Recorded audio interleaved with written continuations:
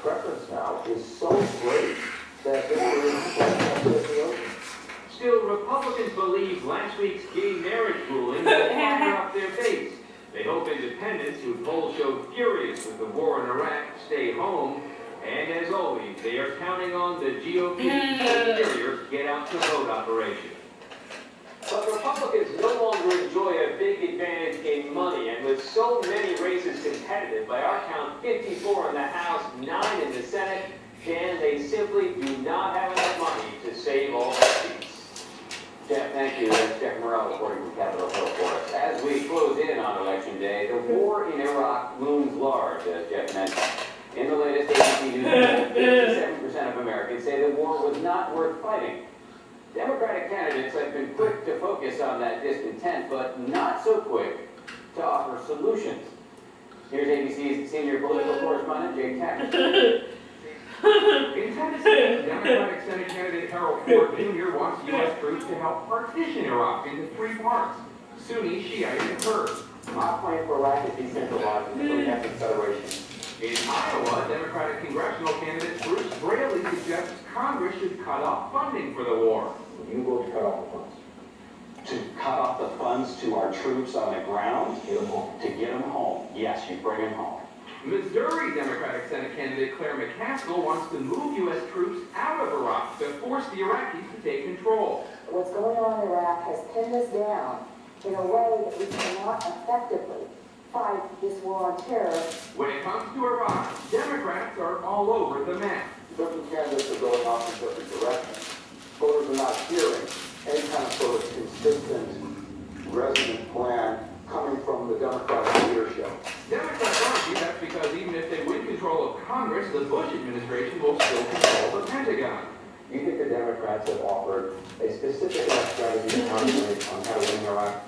It's very hard to talk about what we can do because we have the same people in charge who have failed consistently now over the last, 4+ years. But there's a political reason as well. It's much easier to call for change than to present a detailed plan of your own, which can then be criticized itself.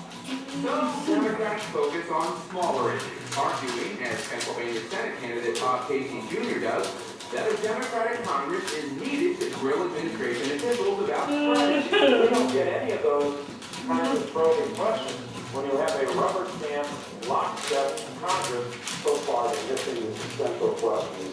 What next? If Bush is a failure, what comes next? I think that's what voters are looking for.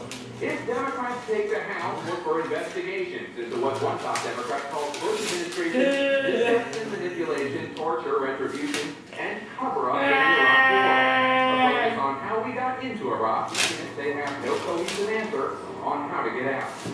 Jake Tapper, ABC News, Washington. Tonight, one more reason to worry about those electronic voting machines many of us will be using on Election Day. This time the concern is not technology, it's alleged ties to Venezuelan President Hugo Chavez, who called President Bush the devil at the United Nations. One company that makes the machines, Sequoia Voting Systems, based in California, now confirms it's under federal investigation. Sequoia says it has no connection to Chavez, even though it was bought last year by a company owned by... Looking close to him, they were his. He wasn't wearing them at the time, but they're as close as I can get. And then I never take off my bracelet. I've been doing this since 2 weeks before Brian was killed, and I refuse to remove it. My daughter asked very difficult questions about her father. She asked, why did my daddy die? She wants to know why daddy sleeps now. So she believes her daddy died helping children. Really, I can't get into reasons with her, but she just doesn't understand that. I hope to accomplish by walking in this marathon, telling people how incredible my husband was, how incredible all of our armed forces are for doing what they do. They know the risks. They know what could happen to them over there. And they still stand up and they still fight for our country no matter what. I had a lot of conversations with Brian when I walked in and a lot more and to work through some things. Brian really was my best friend in this whole world, and I could talk to him about anything. And he was my biggest cheerleader, and I think he's up there right now rooting me on the whole time. And we caught up with Amber right as she crossed the finish line today. Yeah.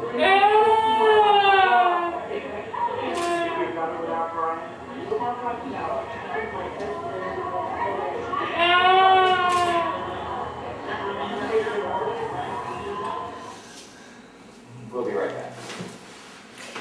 Are you like me? I have high blood pressure, and I have high cholesterol come in twos. But sometimes both can come in one. And is a leading brand of cholesterol meds combined in one pill for Catalyst. Catalyst is one of many treatment options that I discussed with my doctor. Ask your doctor if Catalyst is right for you. Along with diet and exercise, one pill doing two jobs for me.